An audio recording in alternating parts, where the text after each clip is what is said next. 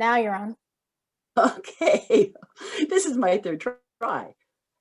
It's my pleasure tonight to introduce David Todman. He's a Parksville citizen and a good friend who cares deeply about local environmental issues, and he acts on those beliefs. David has a doctorate degree in the social sciences, and he is a retired healthcare professional. He's interested in our local environment and the ways that this intersects with the social issues and local politics. He's volunteered in our community with Dogwood. That's how I first met David. And now he's also with Communities Protecting Our Coast, and his focus most recently is the Aerosmith Groundwater Alliance. Now, this group is focused, of course, on water, including the health of local watersheds, aquifers, and streams. Local issues are definitely a priority. However, they are also involved, the Aerosmith Groundwater Alliance is also involved in lobbying against new water bottling plants proposed in towns around BC. Now, I know David believes we need to take an active role in protecting our groundwater. And his words, protect water like our life depends on it, because it does. So David, I'd love you to go ahead. Okay, David, if you want to unmute yourself, or I'll unmute you. Try it now. Thank you. Yeah, can you hear me? Yes, we can. Okay. So thank you very much for inviting me to come tonight. And thank you also so much for being willing to consider our proposal and agreeing to sign on with us as co-sponsors, really, on our proposal to the town of Cochabamba Beach. I should say that this is the first, I've done lots of presentations over the years, but this is the first one I've done in many, many years. And it's certainly the first one I've done over Zoom. So I really appreciate your patience. I'll also tell you that I think the spelling on all of the slides is correct, but I am terribly dyslexic, so I cannot vouch for any of the misspellings. And I think that's probably the only disclaimer that I should throw out at this point. So let's begin with the first slide. Okay.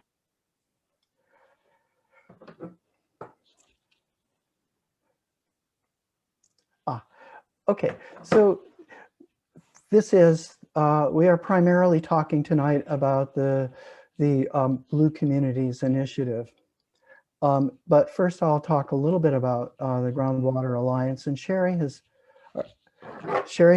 we're still going, right? Yeah. Okay, so Sherry already gave a pretty nice overview of what we're interested in. And but I'll let you know that we're a small group, 4 people. We've been together for the last 3.5 years. In the last 2 years, year and a half, we've been primarily focused on water issues in BC, and most recently, in the last year or so, we've begun to become active in the local area on water issues of interest to us, and it's kind of exciting. But we decided to produce a couple of fact sheets about our local water situation, one on our aquifers and the other on drought conditions that we all know that we're experiencing. And so we sent those 2 fact sheets to the RDN water person. And what we got for fact checking and for some advice with regard to how accurate our observations were. And she wrote back asking if we would like to work with her in the RDN to produce these fact sheets in a professional mode and have them distributed through the regional district. And so that has happened, and we're really quite happy with that. So let's take a look at the next slide. So the BlueCommunites initiative was begun by the Council of Canadians. In 2009. I was just about to say I should really know when, but here it is in my text. And at present, there are over 70 communities around the world that have declared themselves blue communities. On the island, you can see blue communities include Victoria, Nanaimo, Cumberland, Comox, and most recently, School District 69. That's our school district. The way that came about, I think we have to well, we have to talk to we have to compliment a couple of people who brought it forward and supported it at the school board level, and that would include Sherry as one of those people.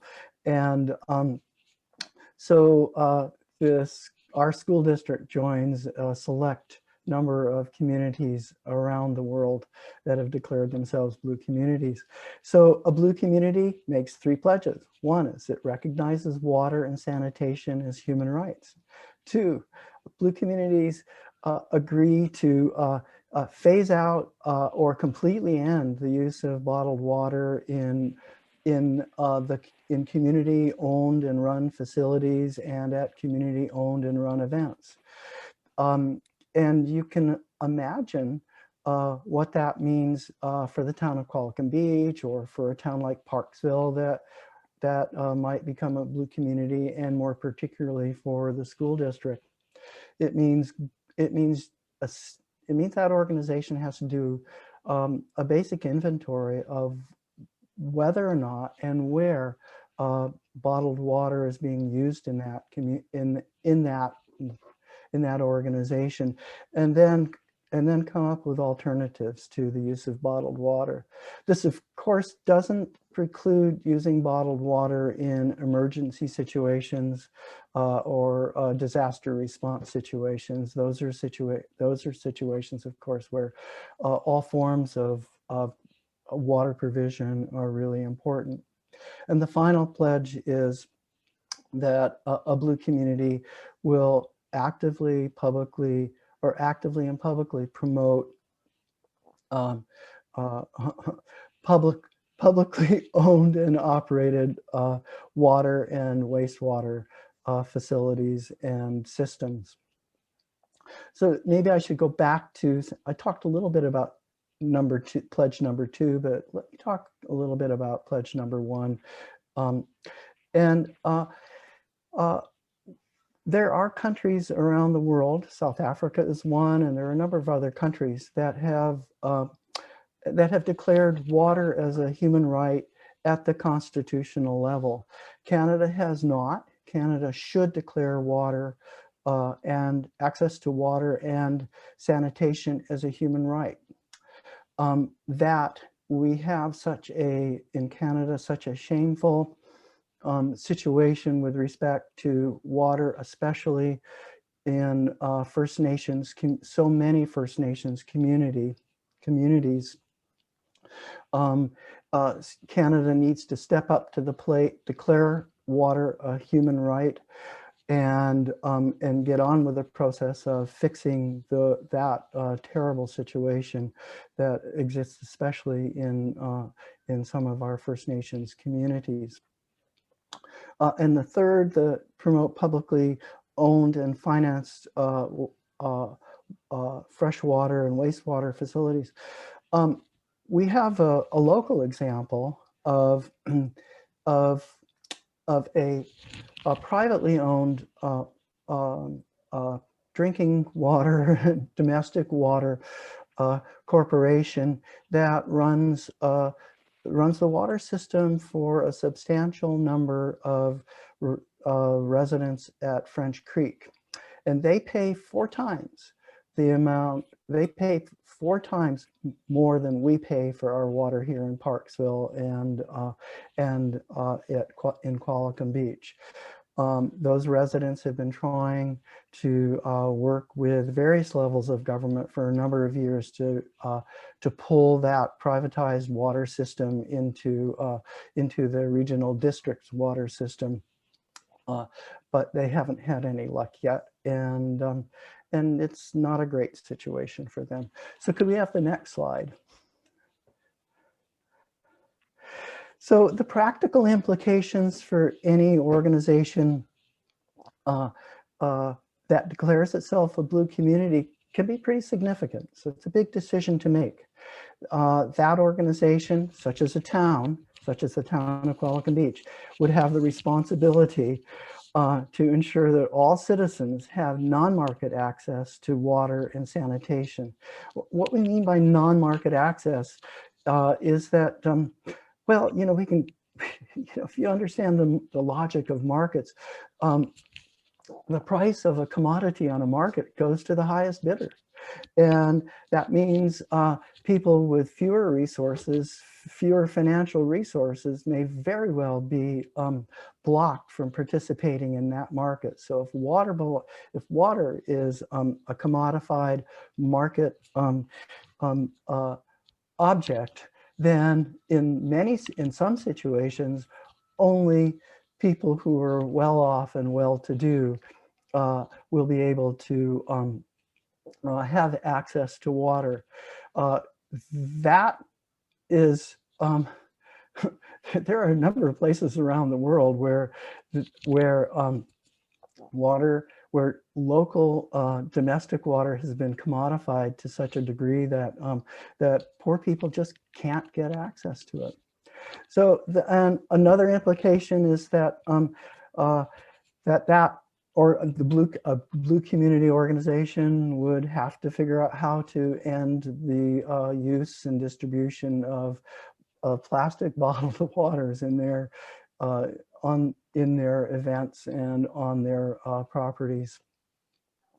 And a common but not the only alternative are the water stations that we certainly see at gyms, at gymnasiums. Those are those kind of drinking fountains that also have a tap sort of at the top of the fountain installation that allows you to fill a reusable personal water bottle.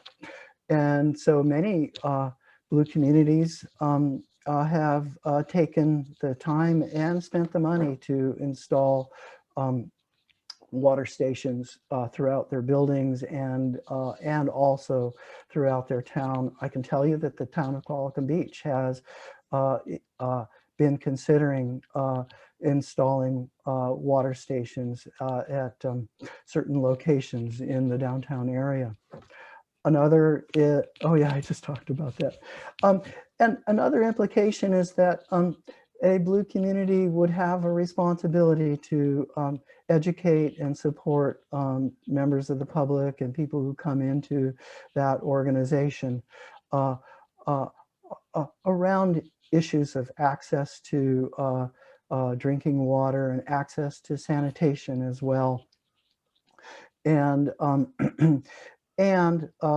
a blue community would also be willing to participate, should be willing to participate in the effort to maintain or return water systems to public access. Next slide, please. Well, okay, so speaking of bottled waters, you probably are familiar with those kinds of photos. I have no doubt that all of you, most of you or all of you have seen photographs of the mountains of discarded water bottles that exist throughout the world. Less than 10% of all of our plastics are recycled. And about 12% of it goes up in incinerators with, of course, some pretty significant consequences for pollution loads in the atmosphere. The rest is dumped. So most of those bottles that you see in that picture are going into a landfill somewhere. And with our municipalities, such as the town of Qualicum Beach and Parksville and the regional district, very, very concerned about costs to taxpayers for garbage disposal. And as you know, our plastic waste, our hard plastic waste that goes into our blue boxes, that only 12% of that at best. Only 10% of that at best gets recycled. So we are basically paying corporations to take away our plastic bottles and our plastic bags, ship them somewhere, somewhere. Up to this point, it's generally overseas, and dump them and just dump them into usually a third world, less privileged company to deal with, our country to deal with. Let's have the next slide then. So we talked about the commodification of water. I can also use the term the privatization of water. Back in 1999, the governor of the region of Bolivia called Cochabamba decided in his neoliberal wisdom that he would sell the water rights for that whole region and to a private corporation. And that resulted in what has become known as the Cochabamba Water War. The effect of that privatization was so serious that people filled the streets. The police came out, and in the end, the only way those demonstrations could be suppressed was through police violence against the peasant people of the Cochabamba region. And just to illustrate how egregious that privatization was, it gave exclusive rights over rainwater collection to the corporation. If any of you collect rainwater in rain barrels for garden watering in Cochabamba at that time, that was prohibited, and that person would have been subject to legal repercussions by the government on behalf of that private corporation. That is, I guess we can muse about how ridiculous privatizing the collection of rainwater is, but that, I will tell you this, that is the logical extension of the logic of market commodification of water. Next slide, please. So closer to home. So I've been talking about the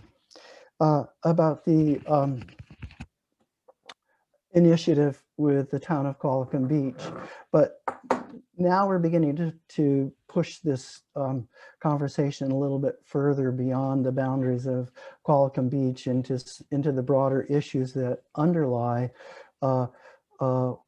some of the important reasons for us to be concerned about water and to be pushing initiatives like BlueCommunites. Elora, Ontario is a relatively small town, and that happens to be home to a large Nestle water bottling operation. And the town of Elora is running out of water. Nestle has its well that it draws water from, and the people of Elora are losing their water to Nestle Corporation. And it's going to be getting worse for the people of Elora as Nestle continues to draw more and more water from their aquifer. The people of Chilliwack are also very, very concerned about Nestle drawing from their aquifer. And if you have been following the issue of the Trans Mountain Pipeline, you may know that while the people of Chilliwack haven't been able to get any relief from that Nestle operation, Nestle was able to get Trans Mountain Pipeline to change the the course of the pipeline in the Chilliwack area, so it would skirt the aquifer from which Nestle draws its water. That's a good thing for the people of Chilliwack, but they're still under threat. Now we move even closer to home to first to Vancouver Island, and then, I guess then a little bit farther afield to Golden Canal Flats, and then back very, very close to home. Merville, some of you might know Merville is a small hamlet north of Comox. And about 2.5 years ago, a property owner, guy who owns a couple of acres, applied to the provincial government to get permission to use the well that he just drilled for water bottling purposes. And the provincial government automatically approved that. That's in the eyes of the Flynnrod ministry. Flynnrod is what we used to call the Ministry of Forests. It is now the Ministry of Forests, Lands, and Rural Development. That's pretty close to the correct name for it. But I just wanted, backing up. So this gentleman at Merville drilled a well. And in his well application to the provincial government indicated that the purpose of that well would be to fill plastic bottles for commercial sale. The ministry automatically approved that. In their eyes, it's a valid industrial use of BC's water. The local people, when they learned about this, were up in arms. They went everywhere, and within a couple of weeks, there were hundreds of people who were behind a movement to put a stop to that. But the well had already been permitted for that purpose. And so they went to the regional district, and fortunately the delegates to the regional district looked askance at the proposal to bottle their water, and declined to issue a building and business permit to the person who owned the well. Being an enterprising gentleman, he decided that he would then go to the next regional district a little bit north. That's Strathcona Regional District. And so once Comox Regional District said, we're not going to do it, he went to Strathcona, and his proposal at Strathcona was that he would bring in tankers of the water that he drew from the Merville well and drive it up to Campbell River, to a location near Campbell River, where he would then install this water bottling plant and fill the plastic bottles there. The Strathcona Regional District said, we're not going for that, because again, the people in that area looked askance at that proposal. So now we go to Golden. A year ago, an operation funded out of Canada, it actually funded out of Asia, bought a piece of property within the town of Golden, and they drilled a well. Their permit for that well is still pending. So that pending status has been ongoing for a substantial amount of time, which is rather interesting because because those permits have in the past been automatically issued. And so it may be that the provincial government is beginning to take a second look at whether or not it should be issuing those permits so freely. But the town of Golden, like Merville, had hundreds and hundreds of people who came out, wrote letters, phoned the local town councilors, and local town councilors have made it very, very clear that they are going to use every means every arrow in their quiver to avoid issuing a business license and a building permit for that kind of an operation. Excuse me, Canal Flats, same story. I won't go into the details at Canal Flats. Canal Flats is a small community of maybe about 250 people south of Golden, near the Cranbrook-Creston area. And so it's the same story. So, and we can, oh yeah, I forgot to put down that last fall, over in Powell River, mayor and council changed a bylaw, or they issued a new bylaw that superseded a previous bylaw. And I can't remember the exact details in that bylaw, but that bylaw would have conceivably permitted a bottled water operation in the town of Powell River. Again, hundreds and hundreds of people came out, just like in Merville, Golden, Canal Flats. People were willing to sit through a town council meeting that went well past midnight because so many people stood up to speak against, in this case, the bylaw change that would have permitted water bottling. So many people stood up to speak to it that the town council meeting went past midnight, and town council recognized the threat to their water system and also recognized the concerns of the citizens and did not pass that bylaw. So what we can say is that everywhere where a new bottled water plant in BC has been proposed, local citizens come out in droves to express their implacable opposition to this type of use for their water. We do have a local bottling plant that has been in place since 2007. It's a small plant. It's located near Roswell, just within a few hundred meters of Roswell Creek at Fanny Bay, right by the Roswell Creek Provincial Park. And so if you stop there and look around, the surroundings are absolutely beautiful. The forest in that area, which of course is provincial parkland, is beautiful.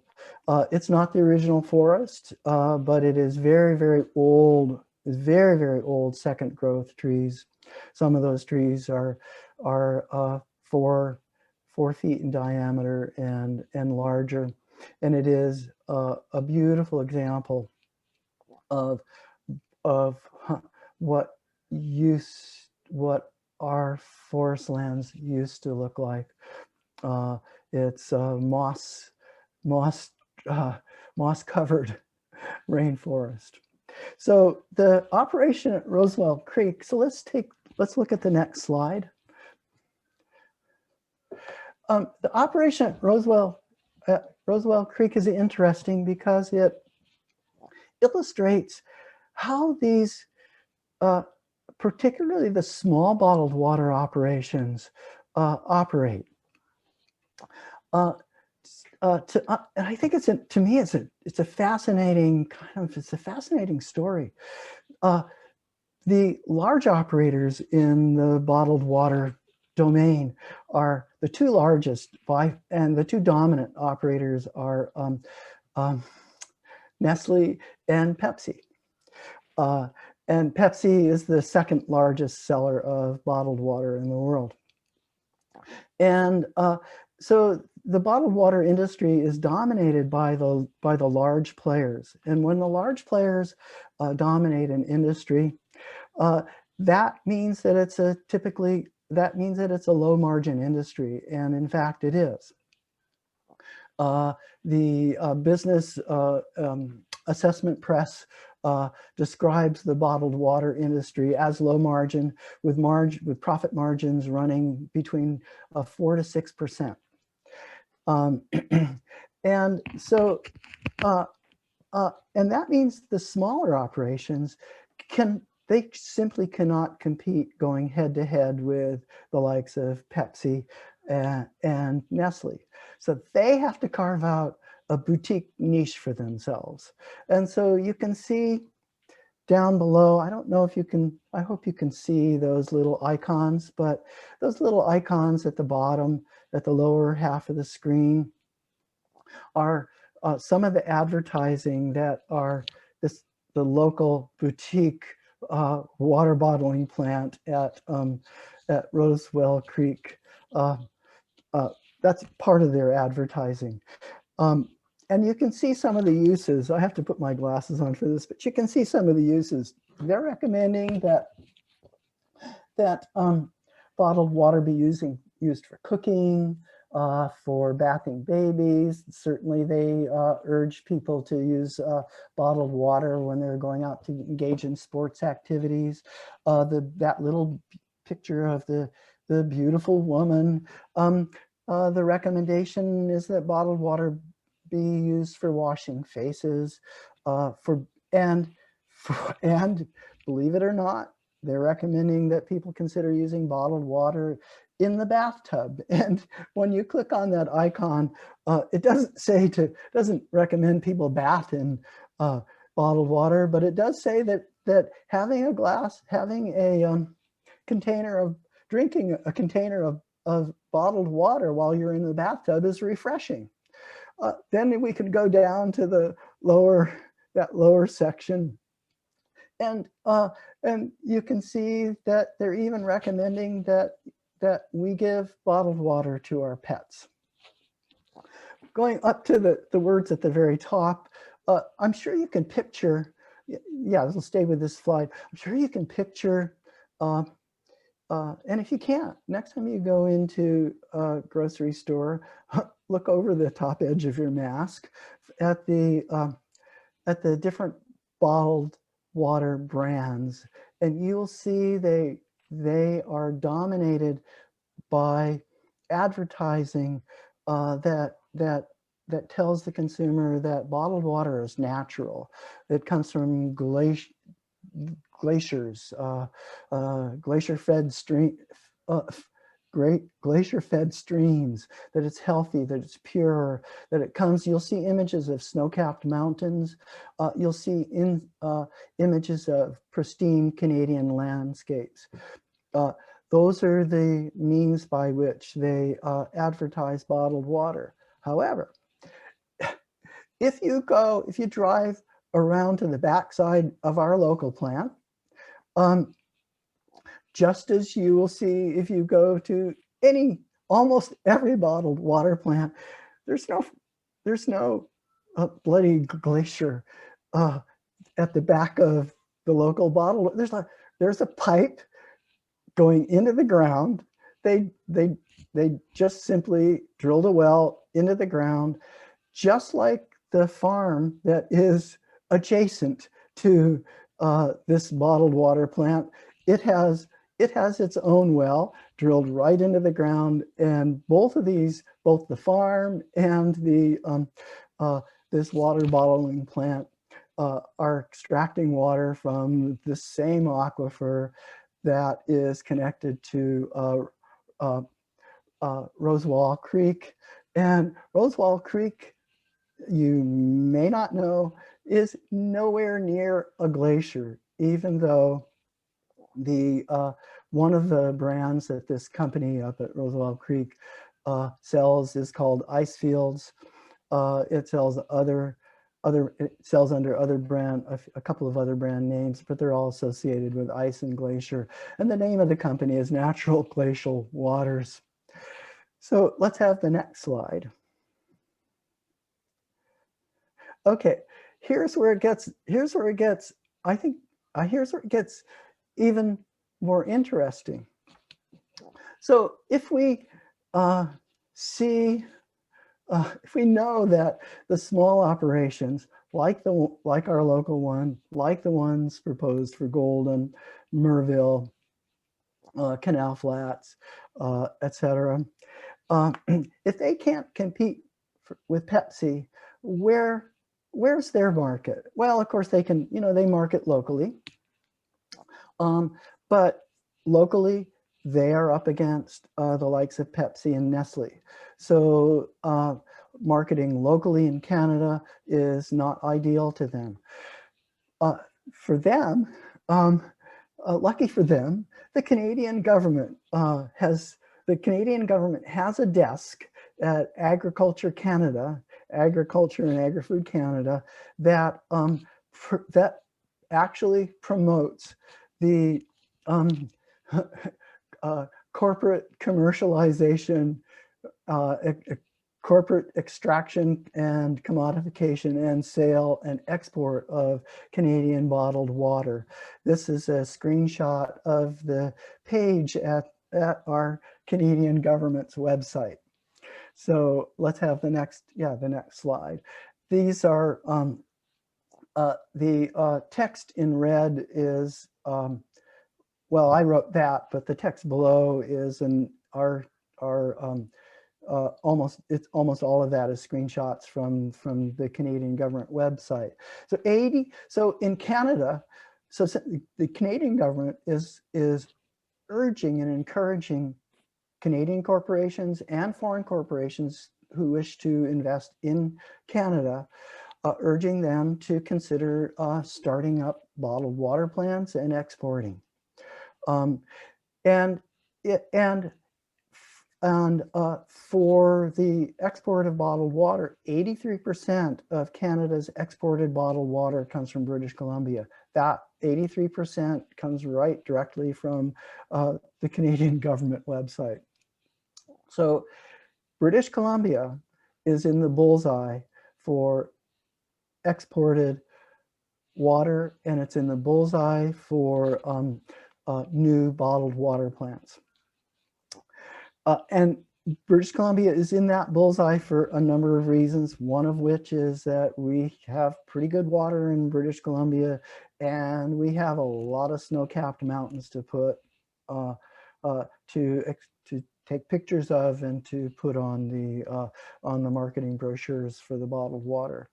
So the Canadian government's bottled water export desk has identified Asia, mostly China, but all of Asia, as the primary market that Canadian bottled water operation ought to be aiming for. China is the largest bottled water market worldwide, as India, as the average income for people in India and other Asian countries goes up, those countries will also become targets for the export of Canadian water. And one thing is absolutely clear, that market, the market for bottled water worldwide, is insatiable. You cannot send enough bottles over to Asia and the rest of the world and ever be able to satiate that market. And I should add as well that the last line within parenthesis on this slide, our provincial government's agricultural export promotion desk also lists bottled water as an agricultural product. And like our federal government, it encourages corporations or individuals to consider forming or starting up bottled water operations for export to the rest of the world. Next slide. That's it. Oh, that's it. Okay.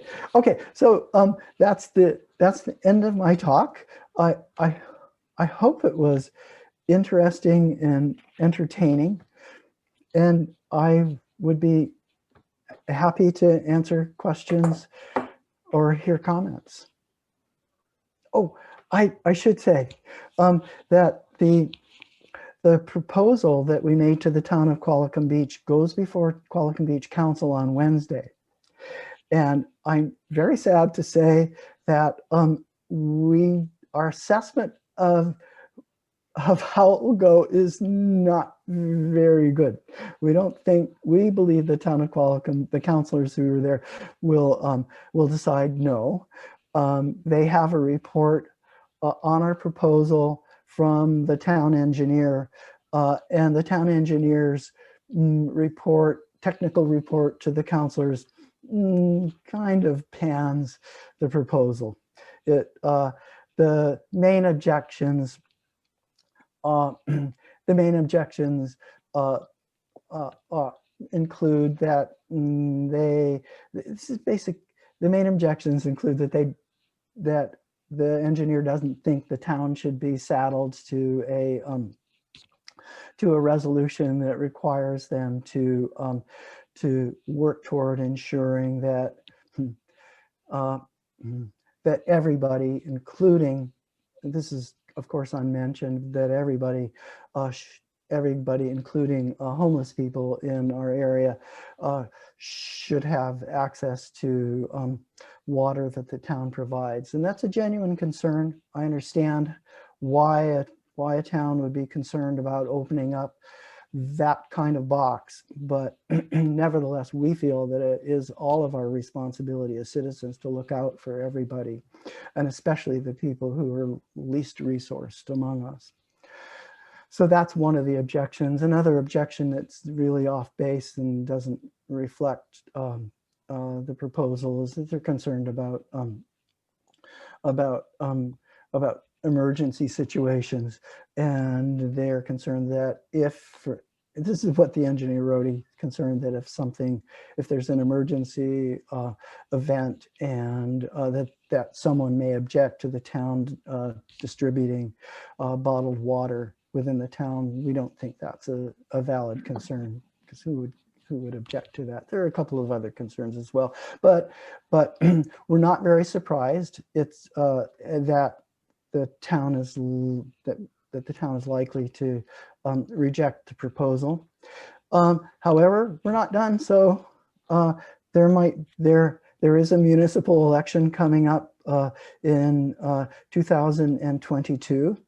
And there is also a by-election coming up in the town of Qualicum Beach, and we may very well try to inject this issue into the by-election if the current councilors don't decide favorably. So that's the latest bit of news. So I'd like to, am I muted? No, you're not. You're speaking, Bill. So I'd like to invite questions for David now. Has anybody got a question? Put your hand up. I'll start it off. I was interested that you were invited by the Nanaimo Regional District. Yeah. Did you have any sense that they know where all the aquifers are in the northern part of their regional district? In other words, Nanoose and Arrington. Our aquifers are very, very well mapped. I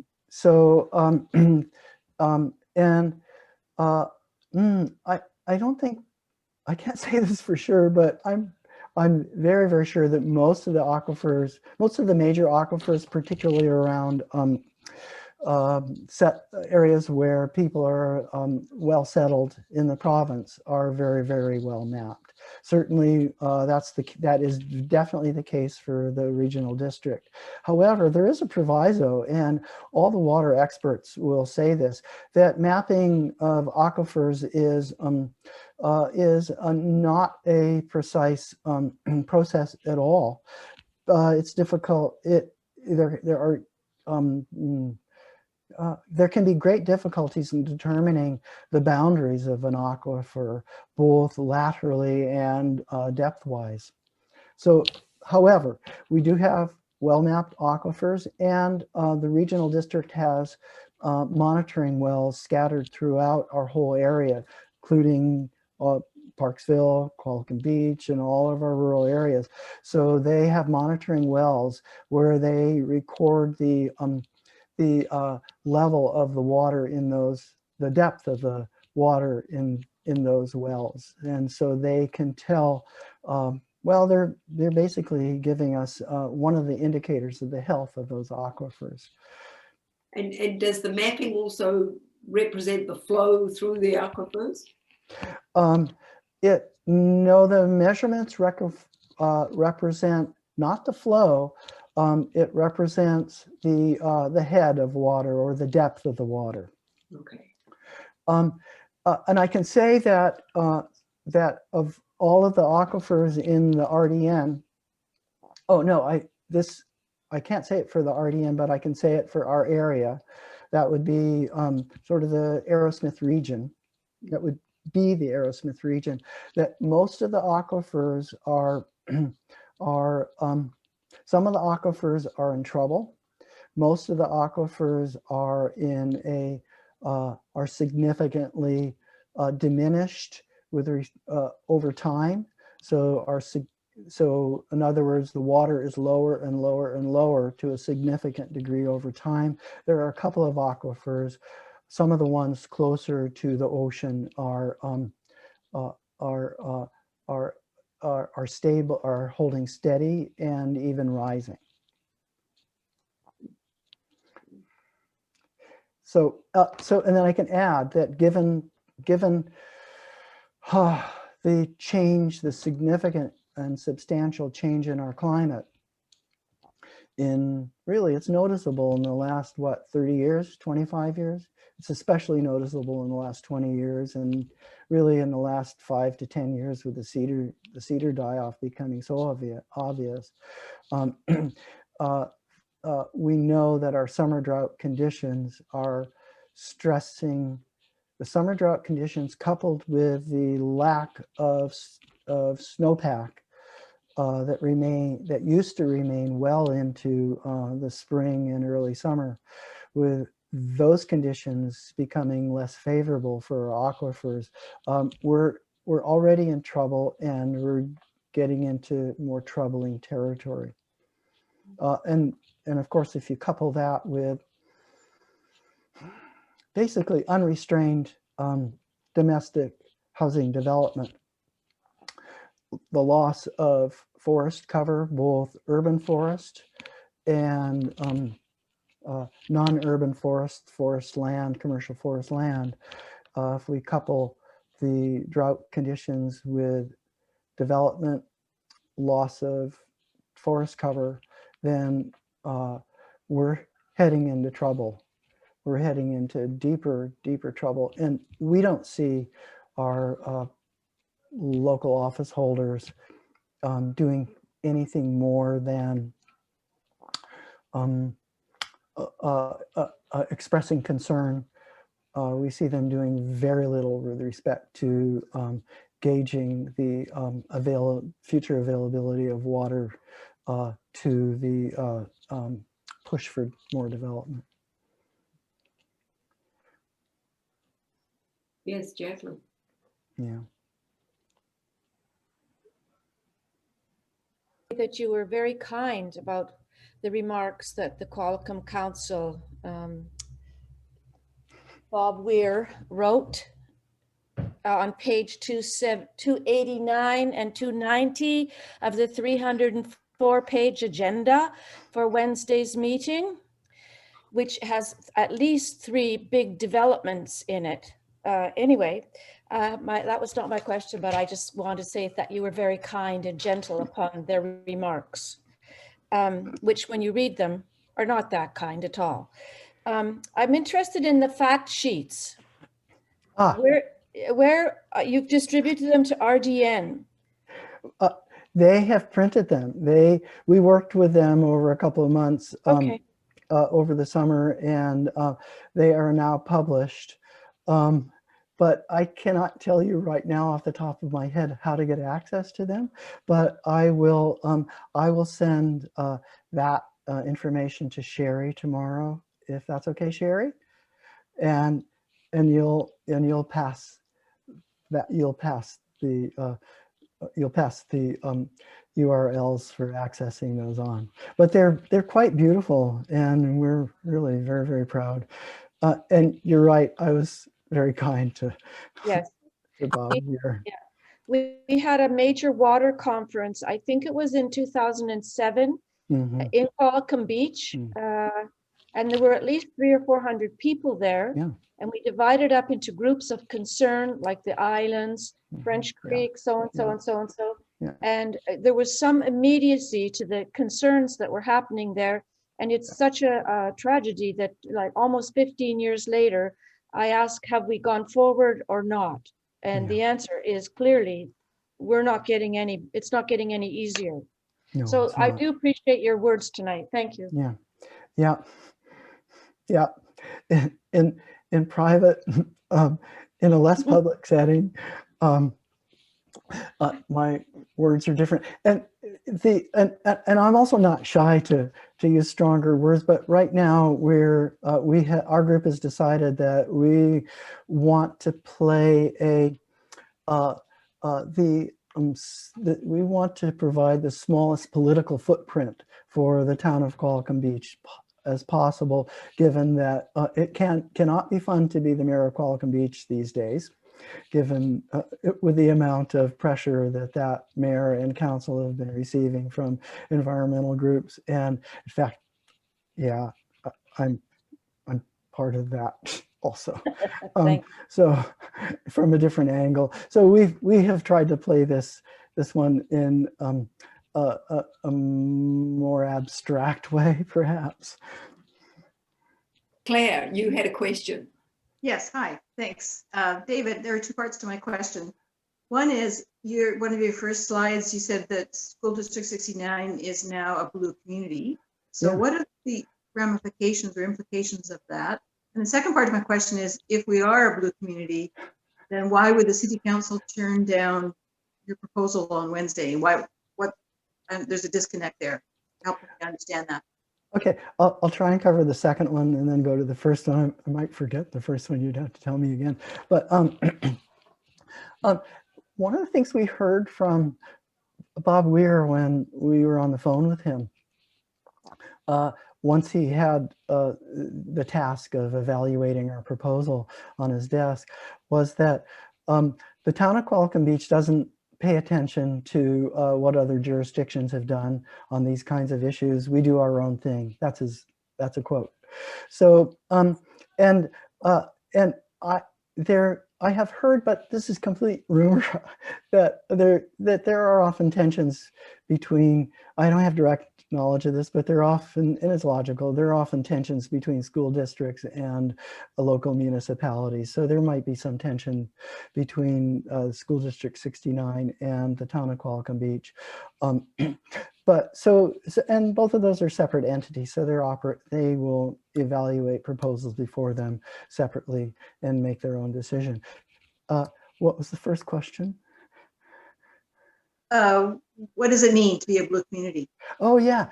Okay. In the school district, and we want to work with them to help do some of the dog work with them, because it does have implications, and it does have implications for staff. And in the school district, it would be wonderful if some of the students and or a teacher would take the evaluation process on board and do it as a project. But what it means is doing an inventory of all the properties, all the office properties and all the schools with regard to possible bottled water use on those properties, and then to help come up with ways of finding alternatives to the use of bottled water. That would be one of the major ones. And then in the school district, it would be, I mean, this is easy, very easy to say, but school districts are complex settings.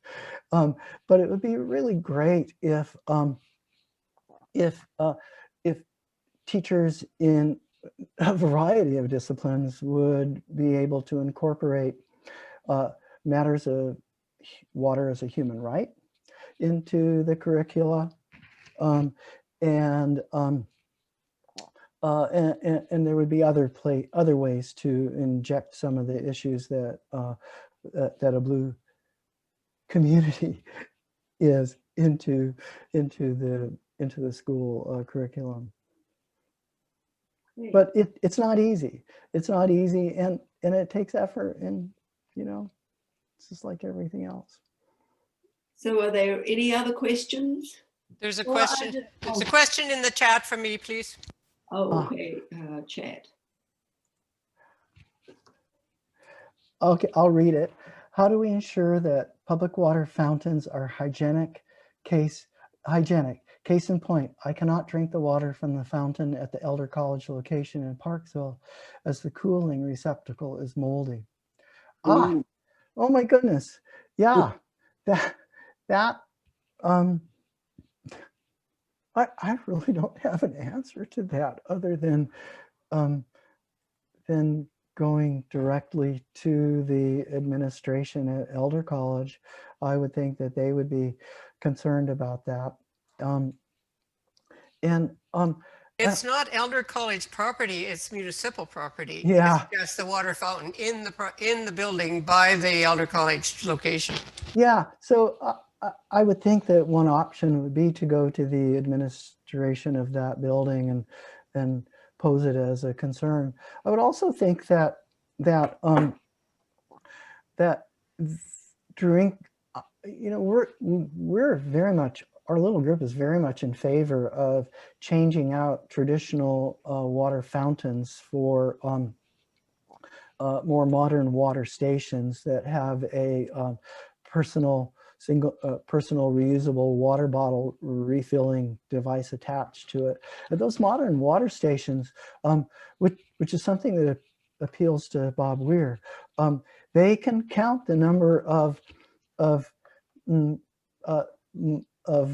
reusable bottles that get filled, and many of them have these little readouts that keep track of that, and they go up into the tens and tens of thousands of plastic water bottles saved. So you know, there would be some advantage to changing out the old-fashioned drinking fountains. Okay. Any more questions? I would. Jacqueline. Oh, this is probably too big of a question for this time of night, but so you kind of stumped me there when you first said Canada does not declare water as a human right, and that, of course, this impacts the First Nation community. So, I mean, I know the history is probably long on that, but can you surmise it in a few sentences? Or yeah, the UN on two separate occasions through two different bodies has declared water a human right. So water as, and so when we're talking about water as human right, we're talking about drinking water and domestic water, water for drinking, water for washing clothes, and water for other forms of sanitation. And those are options that, well, very, very poor people, the very poorest people among us in our communities don't have. So if you're camping, you're sleeping rough, you don't have access to that. You don't have access to that. And if one is living in the anywhere, and it varies over time, anywhere between 80 to 125 communities in Canada, First Nations communities that are under some form of boil water or don't drink water order. That's a daunting problem to face, and it has to do with, well, at the base, it has to do with human dignity. So the fact that, of course, we don't know why our federal governments and why different federal governments have not declared water a human right in Canada. But of course, it's easy to speculate that the Canadian government continues to be embarrassed, deeply embarrassed about the ongoing historical wrongs committed on the First Nations, the people who were the first, the people who came here first. So Sherry, you had a question. Hi, David. Yeah, Hi, Sherry. too. I'm just looking at what United Nations said that, up to 2/3 of the people in the world in the next few years could be experiencing water shortages. It's starting to make me feel like this is sort of like the vaccine. Water is such a precious thing to us, and it looks like it's going to be commodified in so many areas that only those that have the wealth to have it be able to access water. It's frightening. Can you expand on what the United Nations is doing right now regarding that? Sherry, I can't. I don't know what programs or initiatives are underway at the United Nations to address this. I really can't. So I think at this point, we will offer a very sincere gratitude of thanks to David and reassure him that I could see no spelling mistakes. Yay! Eagle eye people could, but I will commend him that he said the right thing to this group, because I know that they can spot spelling and syntax errors a mile off. So thank you, David, for saying that. Okay. And thanks so much. All And right. Sherry? Yeah, can you see what I have in my hand here? Yes, in hat. Okay, this is a new narwhal clap, and it's for Dave for his lovely presentation today. Okay. Oh, I'm so pleased. I'm so pleased. Yeah, And pretty good. okay, thank you very much, and I will be happy to have and wear that hat. And best of luck for Wednesday. Yeah, okay, and I would just say one last thank you to all of you who I know carefully considered the proposal, and thank you again for joining more than about 35 businesses, more than 200 people who signed letters of support, and close to a half a dozen organizations, of which you folks are part. Thank you very much. Thank you. All right. Thank you very much. So I'm going to stop the recording. Okay. And I'm going to leave now.